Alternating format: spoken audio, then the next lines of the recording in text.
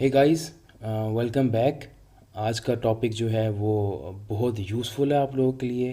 आज जो है हम गेट हब और वर्जन कंट्रोल वगैरह है इसके बारे में पढ़ेंगे। ये यूज़फुल इस तरह है कि अगर अगर आप कभी फ्रीलांसिंग कर रहे हैं, किसी बड़े प्रोजेक्ट बनाना चाह रहे हैं या कोई मल्टीनेशनल कंपनी के साथ आप कोई प्रोजेक्ट करना चाह रहे हैं, तो नॉर्मली वहाँ पे एक डेवलपर या दो डेवलपर नहीं होते, वहाँ पे काफ़ी सारे डेवलपर होते हैं जो मिल के एक प्रोजेक्ट बना रहे होते हैं। और वो रिमोट भी हो सकते हैं कि एक दुनिया के डिफरेंट कोनों में हो सकते हैं, वो मिल के काम कर रहे होते हैं। इस तरह हम कैसी चीज़ों को कंट्रोल कर सकते हैं, तो वो हम आज कवर करेंगे आज के टॉपिक में। आज जो हम चीज़ें कवर करने जा रहे हैं वो हम देखेंगे कि वर्जन कंट्रोल किस चीज़ को कहते हैं, ये क्या होता है। फिर हम देखेंगे कि लोकल वर्जन कंट्रोल क्या चीज़ है। इसके साथ साथ सेंट्रलाइज वर्जन कंट्रोल और डिस्ट्रीब्यूटेड वर्जन कंट्रोल सिस्टम जो हैं इसके बारे में हम लोग पढ़ेंगे। उसके बाद हम गिट हब का आर्किटेक्चर देखेंगे कि ओवरऑल कैसे जो है वो गिट हब में हम चीज़ें ला रहे होते हैं, कोड पुश कर रहे होते हैं, पुल कर रहे होते हैं, उसका फ़्लो हम सारा देखेंगे। उसके बाद हम ब्रांचिंग देखेंगे कि ब्रांच वगैरह कैसे होती हैं, क्या होती हैं और बेस्ट प्रैक्टिसेस क्या है। साथ में ही जो है हम एक प्रैक्टिस करेंगे जिसमें हम एक कोड को जो है वो अपलोड करेंगे वर्जन कंट्रोल सॉफ्टवेयर के ऊपर। और लास्ट में जो है हम गिट क्लोन के ऊपर काम करेंगे, हम क्लोनिंग करेंगे। मुख्तलिफ़ एप्लीकेशन जो होती हैं वो सैंपल के तौर पे इंटरनेट पे ओपन सोर्स पड़ी हुई होती हैं। हम देखेंगे कि हम उनको कैसे पुल करते हैं, कैसे अपने पास लाते हैं, और साथ में उसके अंदर हम कोड स्ट्रक्चर को हम देख सकते हैं कि कैसे लोगों ने काम किया हुआ है। वर्जन कंट्रोल बेसिकली ये होता है कि अगर आप वो पूरी आपकी हिस्ट्री दिखा रहा होता है कि आपने कोड के अंदर कौन कौन सी चेंजेस किए हैं, कब किए हैं, वो किस बंदे ने किए हैं। वर्जन कंट्रोल में ये हो रहा है आपका पूरा ट्रैक रख रहा होता है कोड का। और साथ में ही अगर आपने किसी मौके पे बैक ट्रैक जाना है या अंडू करना है चेंजेस को, तो आप किसी भी मौके पे उसको अंडू कर सकते हैं। अगर आपका कोड बीच में मैसअप हो गया है तो रादर देन आप दोबारा सारा काम करें या उसके साथ जो है आपका ज़्यादा टाइम लग रहा है उसको सॉल्व आउट करने के लिए, आप रोल बैक कर लें। आपने जो प्रीवियस वर्जन कोड का रखा हुआ है आप उसको यूज़ कर सकते हैं। लोकल वर्जन कंट्रोल सिस्टम में क्या होता है, इसमें नॉर्मली जो होता है वो आप अपनी मशीन के अंदर ही जो है ना वो फाइल्स वगैरह सेव करते हैं, उसी को मैनेज अपने सिस्टम के अंदर ही करते हैं। नॉर्मली काफ़ी मुश्किल होता है ये फ़ाइल को मैनेज करना। बाज़ औक़ात आप मिस्टेकनली कहीं और फाइल रख देते हैं या रिप्लेस कर देते हैं। इस तरह के इश्यूज़ वगैरह आते हैं जब आप लोकली चीज़ों को हैंडल कर रहे होते हैं। ये एक मतलब डायग्राम है, इसमें आपने लोकली वर्जन 1 रखा हुआ है, 2, उसमें जितने भी आप कोड पुश कर रहे होते हैं हर हर हर कोड का एक वर्जन होता है। लाइक अगर आपने फॉर एग्जांपल जनवरी में कोई काम किया है तो आप उसको सेव कर लें, किसी भी आपने जो है ना माइलस्टोन अचीव किया उसको सेव कर लें, वर्जन 1 का नाम दे दें, फिर आप वर्जन 2 पे काम करना शुरू कर दें, इसी तरह 3 पे। इस केस में ये होता है कि अगर आपके पास वर्जन 3 में कोई काम ख़राब हो गया तो आप उसको रिवर्ट बैक करके वर्जन 2 पे जा सकते हैं, ना कि आप दोबारा से काम करेंगे। और ये आपकी लोकल मशीन के ऊपर ही स्टोर होती है। Centralize version control. Centralize version control में क्या होता है कि अगेन जब आपका पास काफ़ी सारे डेवलपर आप एक प्रोजेक्ट के ऊपर काम कर रहे होते हैं, उस वक्त कोलैबोरेशन आपको चाहिए होती है, आपस में एक दूसरे के साथ कोड सिंक करना होता है। तो इस सिनेरियो में क्या होता है कि एक वर्जन कंट्रोल सिस्टम जो है वो एक सेंट्रलाइज एक जगह पे रख दिया जाता है, ठीक है। वहाँ पे क्या होता है कि आप अपना कोड हर बंदा उधर से ही स्टोर करता है वहीं पे और वहीं से लेता है। सारी चेंजेस जो हैं आपकी उस सर्वर पे पड़ी हुई होती हैं। जैसे कि ये एक एग्जांपल सी है कि PC1 है, एक बंदा बैठा हुआ है कहीं पे, PC2 हो गया, वर्क स्टेशन में PC3 हो गया। ये डिफरेंट लोग अपने अपने पीसीज पे काम कर रहे हैं और वो सीधा सर्वर पे ही अपना कोड सारा रख रहे हैं और वहीं से रिट्रीव कर रहे हैं। ये आपकी जो है ना सेंट्रलाइज यहाँ एक सर्वर पड़ा हुआ है और उसके साथ आप काम कर रहे हैं। Okay, distributed version control system, इसमें बेसिकली क्या होता है कि हर इंडिविजुअल के पास, हर बंदे के पास अब उसकी अपनी मशीन में लोकल रिपॉजिटरी बनी हुई होती है। वो अपने पास लोकल कोड रख रहा होता है और साथ में जब भी उसके पास इंटरनेट हो या जब भी वो चाहे वो उसको जो सेंट्रलाइज है वहाँ पे हम पुश कर सकते हैं। सो इसमें यह है कि अगर आपको इंटरनेट नहीं है, आप काम कर रहे हैं और आपके पास जब इंटरनेट कनेक्ट होता है तो आप उसको अपना काम अपडेट कर सकते हैं किसी भी टाइम मेन सेंट्रलाइज रिपॉजिटरी के ऊपर। वेयर एज उसमें जो है आपको जो हम सेंट्रलाइज था उसमें आपके पास लोकल का कॉन्सेप्ट नहीं था, आपको डायरेक्ट ही रखना पड़ता था। सो इस पर आप देख सकते हैं कि आपके पास एक तो ये सर्वर है, इसके अलावा हर वर्किंग स्टेशन के पास या हर बंदे के पास अपना लोकल जो है रिपॉजिटरी सिस्टम है। वो यहाँ पे कमेंट कर सकता है, यहाँ पे अपडेट कर सकता है और जब चाहे वो कोड मर्ज करने के लिए यहाँ पे जो है वो पुश कर सकता है। पुश बेसिकली ये होता है जब आपने अपना कोड रिपॉजिटरी में रखना चाह रहे हैं। पुल बेसिकली तब लेते हैं जब आपने अपने बाकी कोलीग्स की चेंजेस को अपने पास लानी होती है तो हम पुल करते हैं। सो हम आगे जाके एग्जांपल भी एक करेंगे जिसमें यह है कि आपको चीज़ें काफ़ी क्लियर हो जाएंगी। ये हमारा एक आर्किटेक्चर है जिसको हम थोड़ा सा देखते हैं कि क्या कैसे चीज़ें चलती हैं। एक आपकी वर्किंग डायरेक्टरी होती है, उसके बाद वर्किंग डायरेक्टरी पे जो चीज़ें आप रखते हैं वो फिर आप स्टेजिंग एरिया के अंदर ऐड करते हैं। लाइक अगर आपने कोई प्रोजेक्ट बनाया है उसको आपने पहले अपने वर्किंग डायरेक्टरी में रखा हुआ है, उसके बाद उसको आप स्टेजिंग डायरेक्टरी पे रखेंगे गिट ऐड के थ्रू। उसके बाद फिर आप लोकल रिपॉजिटरी पे कमिट करेंगे। आफ्टर डैट ये आपके ये एरिया जो है ये आपके पास लोकल सिस्टम के अंदर है। जो यहाँ रिमोट है जहाँ पे आपके पास और डेवलपर्स भी हो सकते हैं तो वहाँ पे आप जो है गिट पुश कर देते हैं और अपना कोड वहाँ पे पुश कर सकते हैं। इसी तरह आप जो हैं वो किसी और की चेंजेस वगैरह लेनी हो तो आप गिट पुल भी कर सकते हैं।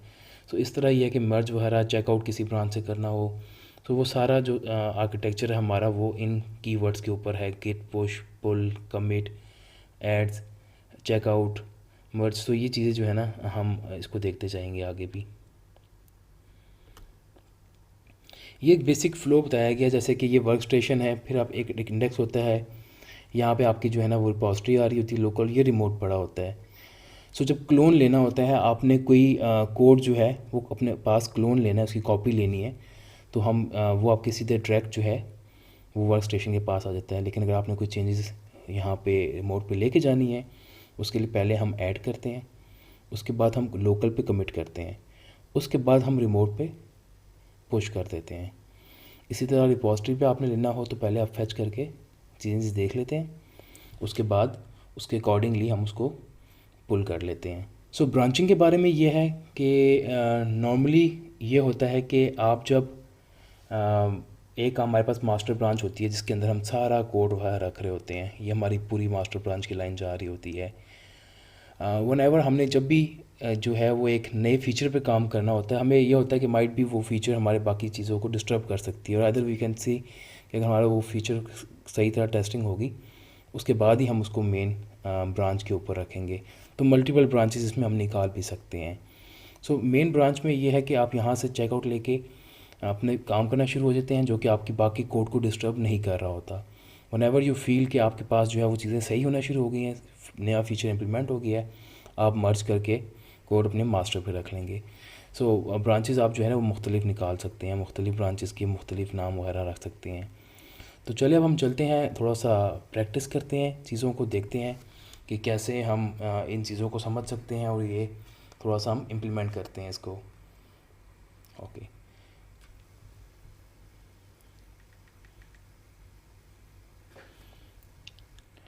ऑलराइट। सो हमें क्या करना है, हमें पहले एक टर्मिनल ओपन करना है।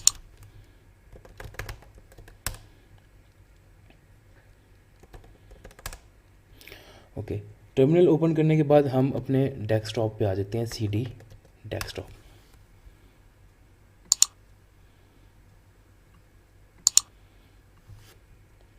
डेस्कटॉप करने के बाद हम जो है एक फ़ाइल बनाते हैं mkdir के नाम से कीवर्ड यूज़ करते हुए और यहाँ पे हम लिख लेते हैं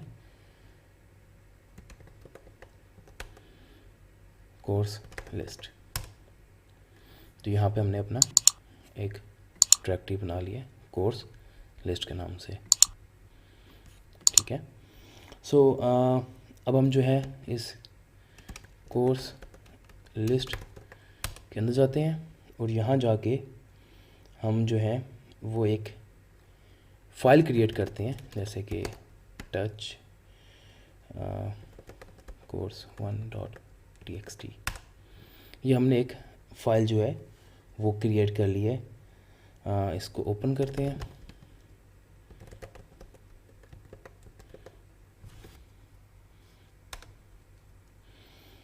यहाँ पे हम कोई भी जो है ना रैंडम सा टेक्स्ट लिख देते हैं, जैसे कि नॉर्मली कोटेशन यहाँ पे हमने लिख दिया है और उसको मैं सेव कर देता हूँ और क्लोज़ कर दिया है।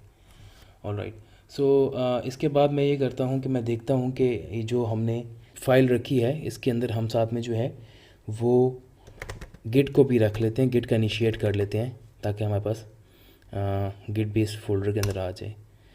सो हमने गिट को जो है वो इनिशियलाइज़ कर दिया है। देखते हैं कि हमारे पास इस वक्त क्या कुछ पड़ा हुआ है। इस वक्त हमारे पास गिट भी आ गया है इसके अंदर और साथ में हमारे पास एक फ़ोल्डर पड़ा हुआ है जिसका नाम है course1। सो नॉर्मली जो आपने गिट रखा है वो नज़र नहीं आता। सो अगर आपने जब इसको व्यू करना हो तो आप ls-a करके इसको व्यू कर सकते हैं। यहाँ पे आपको जो है ना वो फाइल्स नज़र नहीं आती। सो हम देखते हैं स्टेटस क्या है हमारा, कि इस वक्त गिट स्टेटस लिख के देखते हैं कि हमारे पास इस वक्त गिट में हमारे पास फ़ोल्डर एक पड़ा हुआ है टेक्स्ट फाइल का, एक टेक्स्ट फाइल का फ़ाइल पड़ी हुई है, लेकिन ये हमारे पास हमारी रिपॉजिटरी के अंदर नहीं है, हमारे जो है ना वो इंडेक्स के अंदर नहीं है। तो इसको हम ऐड करते हैं। ऐड करने के लिए जो है अभी इस वक्त ये स्टेजिंग जो हमारे पास स्टेजिंग पे नहीं आया हुआ, तो स्टेजिंग पे लाने के लिए हमें ये करना पड़ेगा कि हम इसको करेंगे गिट ऐड और उसका नाम दे देंगे course1.txt। ऑलराइट, सो अब इस वक्त जो है ये ऐड हो गया है। हम अगेन जो है वो गिट स्टेटस करके देख सकते हैं कि यस ये एक न्यू फाइल जो है वो ऐड हो गई है और उसके पास लिखा हुआ भी आ गया है कि न्यू फाइल एडिड, और ये हमारे पास इस वक्त जो है वो स्टेजिंग के ऊपर आ गई है। हमने पहले चीज़ों में कवर किया था यहाँ पे कि ये इस वर्किंग डायरेक्टरी से उठ के हमारे पास स्टेजिंग एरिया पे आ गया है। अब जो है इसको हम स्टेजिंग एरिया से मूव करते हैं अपने लोकल रिपॉजिटरी के अंदर। सो हम करेंगे इसके लिए गिट कमिट m और हम अपना कमिट दे देंगे, जैसे कि मैं लिखता हूँ completed course1.txt। राइट, सो मैंने जो है वो इसको ऐड कर दिया है और अब जो है मैं इस गिट की लॉग देखता हूँ कि लॉग में क्या पड़ा हुआ है। ये बेसिकली जो हैश वैल्यू होती है ये रिप्रेजेंट कर रही होती है इसकी डिटेल रखी हुई होती है इसके अंदर कि जो हैश वैल्यू है उसकी कमिट क्या आ रहा है। इस कमिट की जो डिटेल होती है ऑथर का नाम लिखा आ रहा होता है, डेट आ रही होती है, कंप्लीटेड उसका जो कमिट है वो लिखा हुआ आ रहा होता है। सो वो सारी जो है इसकी वैल्यूज़ यहाँ स्टोर होती है। सो ये हमारे पास गिट लॉग करके आता है। चलिए अब हम ये करते हैं कि दो फाइल्स और रखते हैं, course.txt course3.txt और ये दो फाइलें हमारे पास बन गई हैं। इनको ओपन करके मैं यहाँ पे कोई भी स्टेटमेंट दे देता हूँ या कुछ भी लिख लेता हूँ। तो ये मैंने सेव करके क्लोज कर दिया है। सेम इधर भी जो है मैं कुछ लिख लेता हूँ randomly, then succeed on purpose. Alright, so मैंने ये जो है वो दो टेक्स्ट फाइल्स जो हैं उनको और जो है वो क्रिएट कर दिया, उनको एडिट कर दिया। अब देखते हैं हमारा स्टेटस क्या है। गिट स्टेटस करते हैं। ओके, सो यहाँ पे हमें नज़र आ रहा है कि जो हमारे पास कोर्स 2 है और जो कोर्स 3 है ये रेड आया हुआ है, मतलब ये है कि ये हमने ऐड नहीं किया हुआ। सो इसको हम क्या करेंगे कि हम इसको ऐड कर लेते हैं। सो हम करते हैं Git add course. Alright, so यहाँ पे देखें अगर हम हमारे पास मल्टीपल फाइल्स हैं, काफ़ी सारी फाइल्स जनरेट हो गई हैं, तो हम उनको बारी बारी गिट ऐड करेंगे और उसका नाम लिखेंगे, ये काफ़ी मुश्किल हो जाता है, काफ़ी कम्प्लेक्स हो जाता है। तो इसके लिए हम नॉर्मली क्या करते हैं, हम गिट ऐड के बाद सिंपली एक डॉट लगाते हैं और एंटर कर देते हैं। ठीक है, और अब जो है वो हम देखेंगे गिट स्टेटस क्या है। तो हमारे पास वो जो फाइल्स हैं वो हमारे स्टेजिंग के अंदर पहुंच चुकी है। सो अब हम क्या करेंगे कि हम इसको कमिट करेंगे, गेट कमिट, और और साथ में हम इसको कमिट दे देंगे completed course 2 and course 3। सो ये हम जो है वो कमिट कर देते हैं। और अब हम जब लॉग देखते हैं, वापस गेट लॉग देखते हैं, तो ये एक और हैश वैल्यू आ गया है यहाँ पे, ठीक है। और इस पर हम बता दिए कि ये कमिट है, ऑथर ये है और ये डेट्स ये है। तो ये हमारे पास सारी जो है वो लोकल रिपॉजिटरी पे आ गई है। सो यहाँ तक जो है हमने देख लिया है कि हमने वर्क स्टेशन से कोई भी फाइल्स हो, बेशक वो कोई प्रोजेक्ट हो, वो हम टेक्स्ट फाइल्स जो हैं वो यहाँ से हम स्टेजिंग पे लेके गए हैं और स्टेजिंग से लोकल लेके चले गए हैं। अब हम मूव करते हैं कि यहाँ लोकल से हम इसको रिपॉजिटरी के अंदर कैसे लेके जाएंगे, जो सेंट्रलाइज हैं, जो कि बाकी डेवलपर्स भी यूज़ कर रहे हैं। ऑलराइट, सो मैं जो हूँ इस वक्त गेट हब यूज़ करने लगा हूँ। सो नॉर्मली आप जो है वो वर्जन कंट्रोल के लिए गेट हब भी यूज़ कर सकते हैं, गेट लैब यूज़ कर सकते हैं, गेट बकेट यूज़ कर सकते हैं, काफ़ी सारे हैं जो आप यूज़ कर सकते हैं। यहाँ पे सिंपली आपने आके, अगर आपने पहले यूज़ नहीं किया हुआ तो अपना यूज़र नेम पासवर्ड डाल के यहाँ पे साइन अप कर सकते हैं।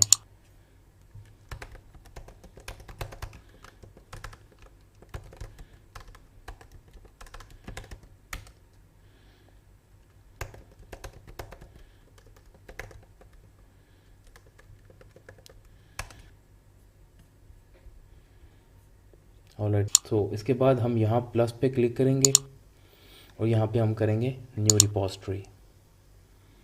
न्यू रिपॉजिटरी करेंगे, यहाँ पे जो है आप रिपॉजिटरी का नाम रखेंगे, जैसे कि मैं रखता हूँ कि iOS course, iOS development course. Alright, so यहाँ पे जो है आप पब्लिक भी कर सकते हैं, प्राइवेट भी कर सकते हैं। अब तो प्राइवेट जो है वो फ्री हो गया, पहले काफ़ी साल पहले जो था वो आपको प्राइवेट रिपॉजिटरीज़ के लिए पे करना पड़ता था, बस फ्री ना हो। और पब्लिक ये है कि आप बाकी लोग भी एक्सेस कर सकते हैं कोड को। सो इसलिए ये तरीका भी होता है। सो नॉर्मली क्योंकि इसमें हमारा कोई ऐसा कॉन्फिडेंशियल नहीं है तो हम इसको पब्लिक ही करके मैं क्रिएट रिपॉजिटरी कर देता हूँ। ऑलराइट, सो मैंने यहाँ पे जो है वो रिपॉजिटरी अपनी क्रिएट कर ली है। अब मैं जो हूँ वो इसको लिंक करूँगा कि अपने टर्मिनल के साथ जो हमारे पास यहाँ पे खुला हुआ है। तो यहाँ पे मैं बोलूँगा कि I have some remote git remote somewhere in internet, कहीं पे इंटरनेट पे पड़ा हुआ है रिमोट, उसको मैं कह सकता हूँ ऐड ओरिजिन। सो नॉर्मली आप ओरिजिन के अलावा कोई और नाम भी दे सकते हैं, it's depend upon you, but best practice ये है कि ओरिजिन ही लिखें ताकि मुख्तलिफ डेवलपर्स जो हमारी प्रैक्टिस चलती आ रही, कोडिंग प्रैक्टिस या इस तरह की कॉमन टर्मिनोलॉजी, हम ओरिजिन ही लगते हैं हर बंदा ऑलमोस्ट। सो आप जो है यहाँ पे लिखेंगे git remote add origin. Add origin के बाद आप जो है वो जो लिंक मैंने वहाँ से कॉपी किया था वो मैं यहाँ पेस्ट कर दूँगा और उसके बाद मैं इसको एंटर कर दूँगा। सो हम जो है वो उसके बाद अब जो है हमने सारी चेंजेस जो है वो पुश करनी है और अपने जो है उस जो हमने बनाई है क्लोन रिपॉजिटरी बनाई, एक रिपॉजिटरी बनाई है, उस रिपॉजिटरी के अंदर हम पुश करने लगे हैं कोड। तो उसको हम लिखेंगे पुश, इसके बाद यू और ओरिजिन मास्टर ब्रांच के अंदर हम इसको करने लगे हैं। ऑलराइट, सो अभी थोड़ा सा टाइम लगाएगा और उसके बाद जो है वो फाइल सारी अपलोड कर देगा। सो इसने जो है वो सारी जो है ना वो रिमोट ब्रांच मास्टर ब्रांच के अंदर जो है वो सब चीज़ें रख दी हैं। अब हम जाके देखते हैं, यहाँ पे इस वक्त कुछ नहीं है, पेज को हम रिफ़्रेश करते हैं। ऑलराइट, सो यहाँ पे हमारे पास आगे जो हमने रखा था कोर्स 1, कोर्स 2, कोर्स 3, सो ये हमारे पास वो सारी चीज़ें डॉक्यूमेंट वगैरह आ गया जो हमने वहाँ पे लिखा था। सो हम जो है वो इनसाइड पे जाके चेक कर सकते हैं हमारी जो लाइन है कि हमने पहला कमेंट जो है वो Hasham Bashir course completed course 1 लिखा था, कमिट उसके साथ किया था, एंड सेकंड वन जो है वो हमने ये वाला किया था। सो ये अब हमने देख लिया है कि हमने यहाँ पे लोकल से स्टेजिंग पे कैसे गए हैं। हमने गिट ऐड का यूज़ किया था, उस पर स्टेजिंग पे आ गए, स्टेजिंग के बाद हमने गिट कमिट किया था और हम लोकल पे चले गए थे।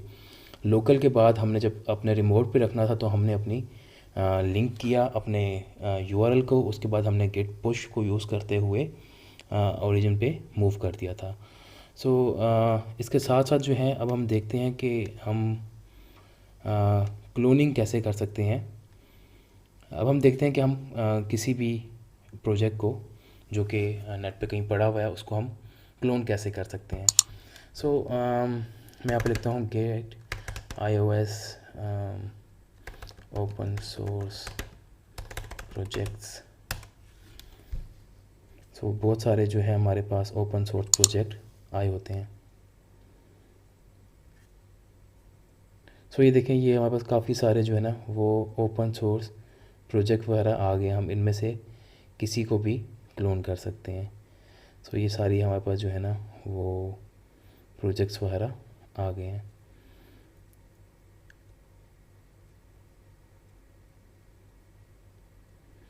सो लेट्स क्लोन, हम इसको क्लोन करते हैं स्विफ्ट लैंग्वेज के अंदर जो लिखा हुआ है 2048। ये एक गेम थी, इसको जो है हम क्लोन करते हैं। और क्लोन करने का तरीका ये है कि हम यहाँ पे क्लिक करेंगे और ये जो यूआरएल है इस यूआरएल को हम कॉपी कर लेंगे। ऑलराइट, सो क्लोन करने के लिए हमें जो है वो हम टर्मिनल ओपन करते हैं और यहाँ पे हम कर लेते हैं cd डेस्कटॉप पे आ जाएंगे और यहाँ पे हम लिखेंगे गिट क्लोन लिखने के बाद हम वो यूआरएल डाल देंगे और यूआरएल डालने के बाद हम जब एंटर करेंगे मतलब like to access your file, okay allow it, और यहाँ पे वो प्रोजेक्ट की क्लोनिंग शुरू हो गई है। और ये छोटा सा ये प्रोजेक्ट था तो इसलिए फ़ौरन क्लोन हो गया। अब हम इसको बंद करके प्रोजेक्ट ओपन करके देखते हैं कि हमारे पास जो प्रोजेक्ट क्लोन हुआ है उसका कोडिंग स्ट्रक्चर क्या है, जिस बंदे ने कोड पब्लिक रखा हुआ है वो किस फिनोमेना के ऊपर वो सारा कोड सब चीज़ें जो है हमारे पास उसकी आ गई हैं। सो ये यहाँ बस मॉडल व्यू क्लासेस और ये सारी चीज़ें जो हैं हम इसकी अब देख सकते हैं कि इसने कैसे स्टोरी बोर्ड वगैरह सब चीज़ें जो हैं वो इस वक्त आ गई हैं। सो ये था हमारा आज का कोर्स जिस पे हमने जो चीज़ें कवर की हैं उसमें हमने देखा है कि हमने जो है वो एक वर्जन कंट्रोल के बारे में पढ़ा है कि वर्जन कंट्रोल क्या होता है, लोकल में क्या होता है, सेंट्रलाइज में, डिस्ट्रीब्यूशन में। फिर हमने जो है वो आर्किटेक्चर देखा है कि हमारा जो आर्किटेक्चर है गिट का वो कैसे चलता है। हमने ब्रांचिंग के बारे में पढ़ा है कि ब्रांचिंग क्यों हम यूज़ करते हैं ब्रांच वगैरह के लिए। कमांड लाइन के ऊपर हमने प्रैक्टिस किया है, हमने पुश किया अपना कोड और रैंडमली नेट से एक जो है वो क्लोन लिया है एक प्रोजेक्ट का। तो ये था, ये काफ़ी इंपॉर्टेंट टॉपिक था, इसको जो है आप लोगों ने बहुत ध्यान से प्रैक्टिस करनी है, चीज़ें वगैरह देखनी है। मैं साथ में जो वो स्टेप्स लिख के भी हमारी साथ में इस ड्राइव पे अपलोड कर दूंगा, so you guys can check it out. और कौन कौन से जो है वो कमांड लाइन पे हम एक्टिविटीज़ परफॉर्म कर सकते हैं। सो मिलते हैं आप अगले लेक्चर में, तब तक के लिए अल्लाह हाफिज़।